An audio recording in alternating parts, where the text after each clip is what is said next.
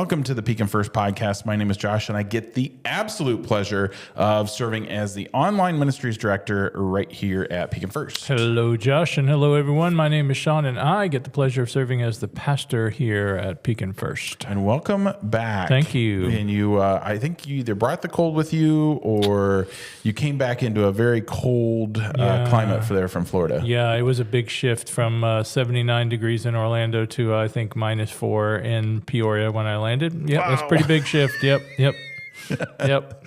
Shorts and no shorts. That's right.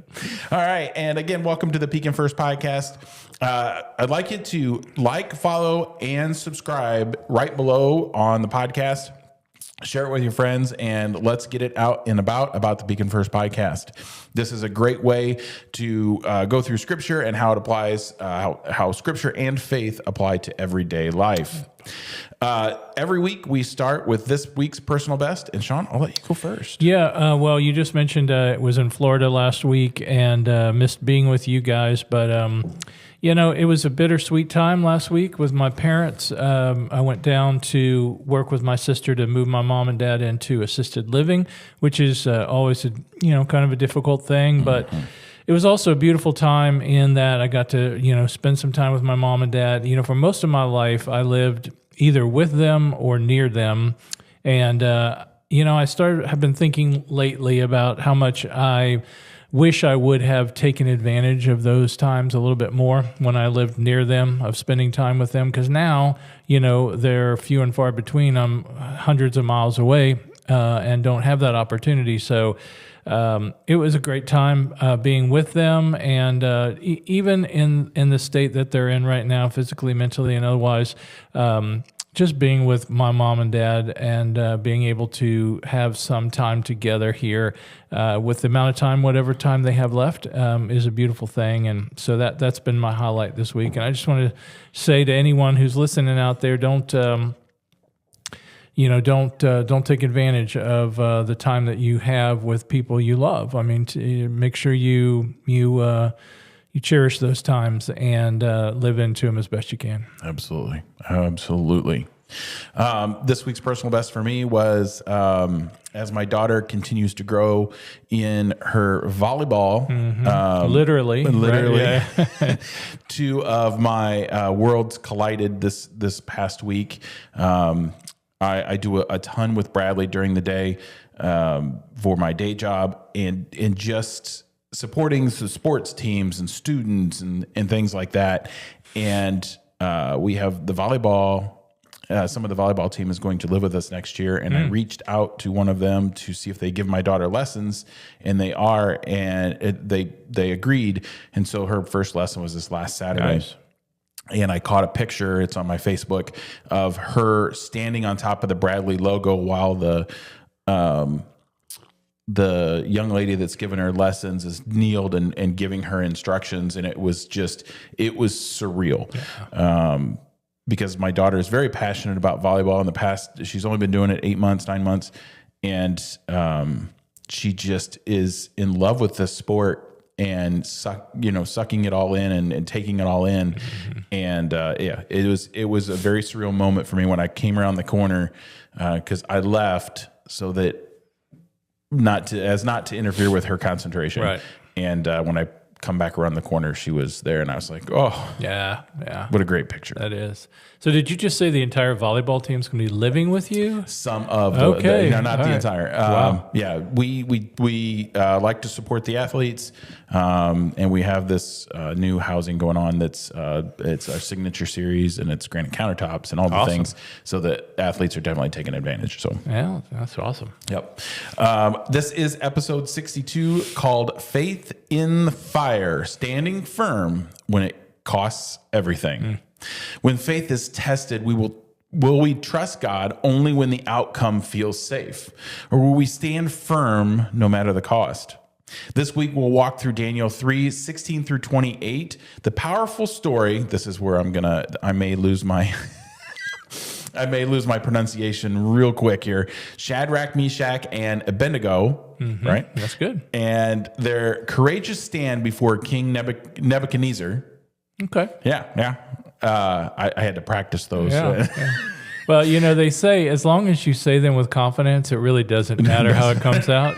People don't know. So, as the fire grows hotter and the pressure intensifies, the response reveals that and faith that declares our God is able.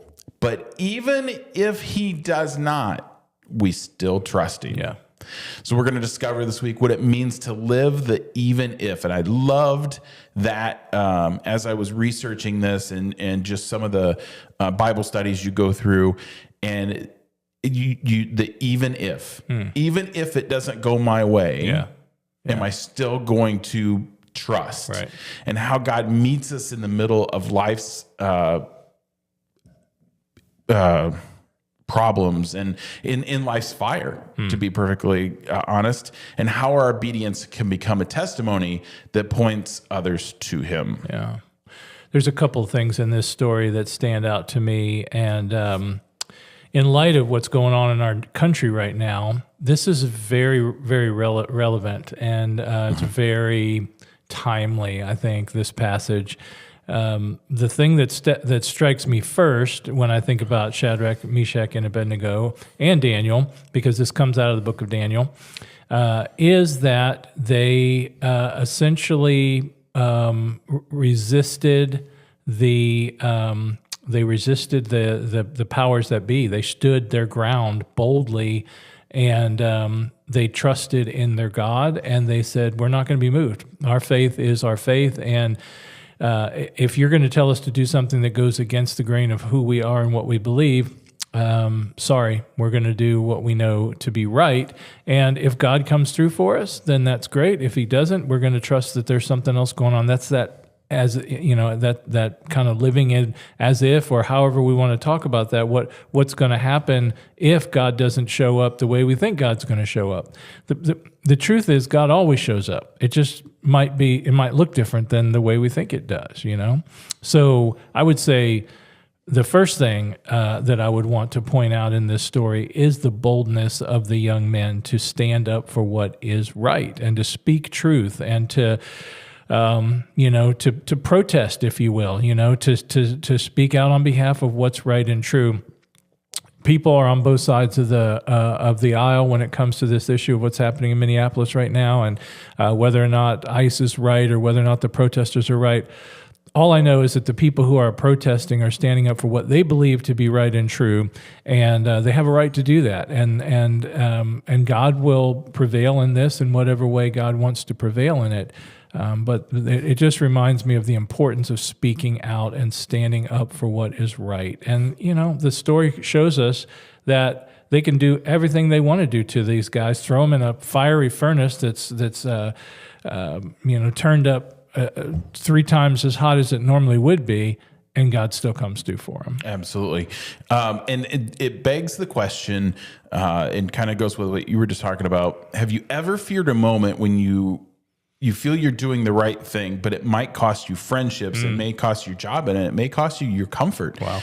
Me and Sean haven't had a whole lot of time to converse today, but I had something this week that did not turn out. It's a life-altering thing, and it did not turn out how I thought it was going to, and it's rocking my world as we speak. Yeah.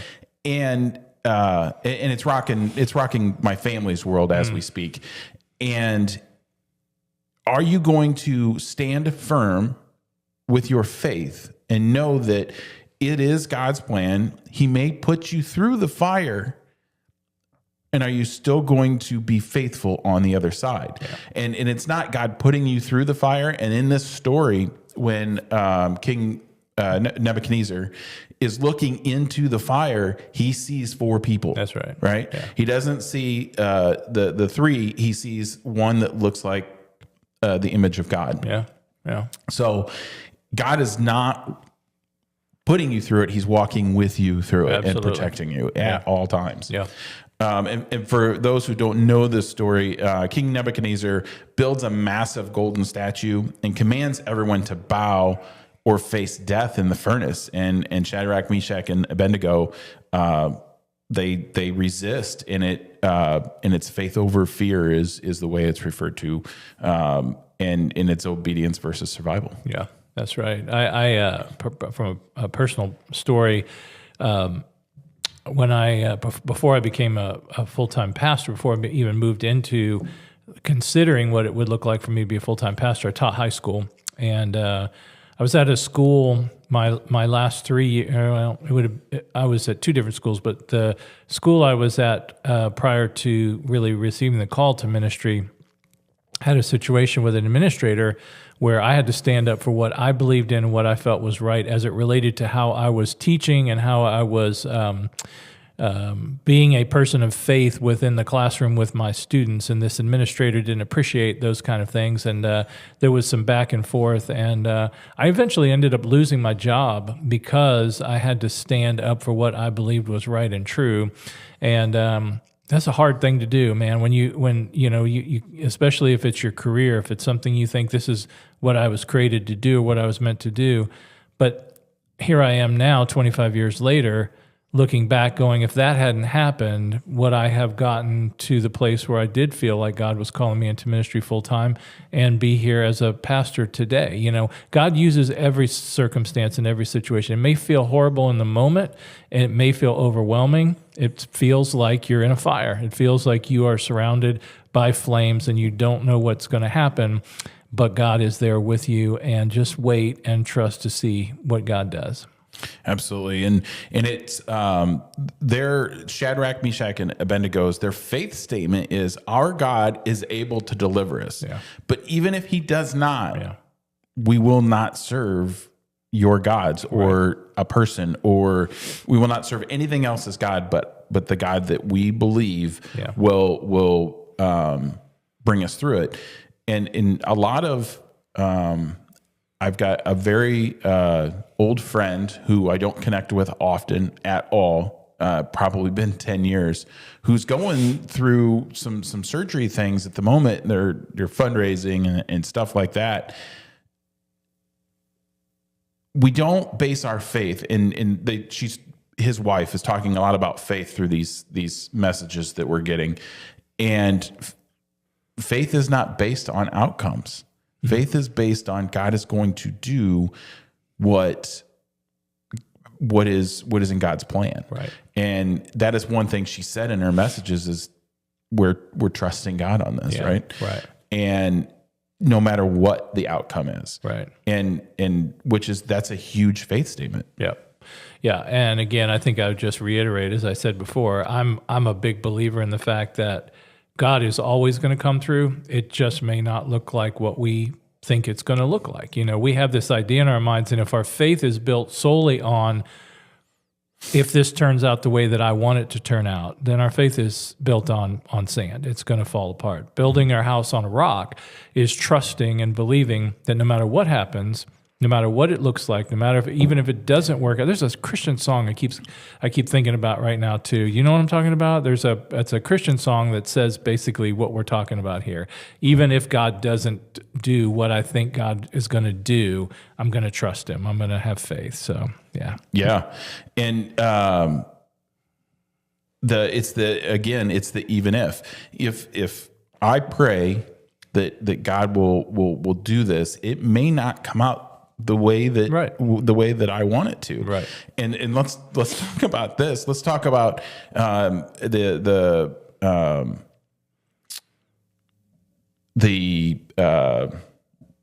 furnace gets hotter with. I'm trying to put this together in my head. The furnace gets hotter, and sometimes our obedience to God makes it harder to go through the fire, makes the fire hotter. There we go. That's what I knew I could put it together. Mm-hmm. To go through some of these things, and God says, no, you get that God speaking to you, and you go this way, and it makes the thing that you're going through even harder. We make it harder on ourselves, and sometimes that's because we're following the word of God. We're following God's obedience. We're following, I can't put us. Let's talk about finances. Going through a financial crisis in your life and staying faithful to what you sacrifice is that you give to God, whether it's tithing, whether it's less than tithing, whether it's more than tithing, but staying faithful. And I remember somebody telling me a story about that is, we were hitting a financial crisis, but we continued to be faithful to God. Yeah. No matter what that was, whether it was a percentage or whatever, we continued to be faithful to God, and he pulled it through us. Now, giving that tithe or giving that less than tithe or more than tithe or whatever they were giving made it more difficult to make it through for that financial crisis, if you will. Right. But they continued, and on the other side, they were better off, right? Yeah. Yeah. And that's, that happens in almost everything in life, right? And we live in a culture right now where it's so much easier to just bail and just say, you know what, this isn't working out the way I think it should. It's not, I'm not jiving with this, so I'm going to bail. I'm going to go try. I'm going to get out of this relationship. I'm going to get out of this church. I'm going to, stop giving. I'm going to, whatever the case may be, it's not working for me. It's upsetting my, the status quo in my life, and so I'm just going to get out. And that's what the culture teaches us. But our faith teaches us to live into the challenges, the pain, lean into that and say, even if it gets harder, even if it gets hotter, I'm trusting that God is going to come through for me on this. And man, he does every single time. And maybe you're in a furnace season. I'm going through one. My family's going through one. But you know what?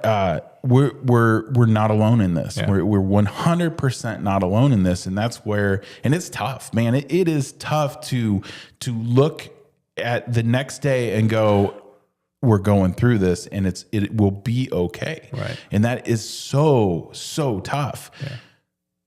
But you got to look. You just got to trust. Right. And it. I know it's a challenge. I 100% know it's a challenge. But man, just look in the mirror, and I trust where this is going, and I'm going to do the right thing to make sure that I'm obedient to God, and then I'm in God's favor. And questions challenging questions we start to ask ourselves are, where is God calling you to stand firm? What is that line that God is calling you to? Yours was ministry. You know what I mean? And our a lot of our past pastors, Jim, he fought that.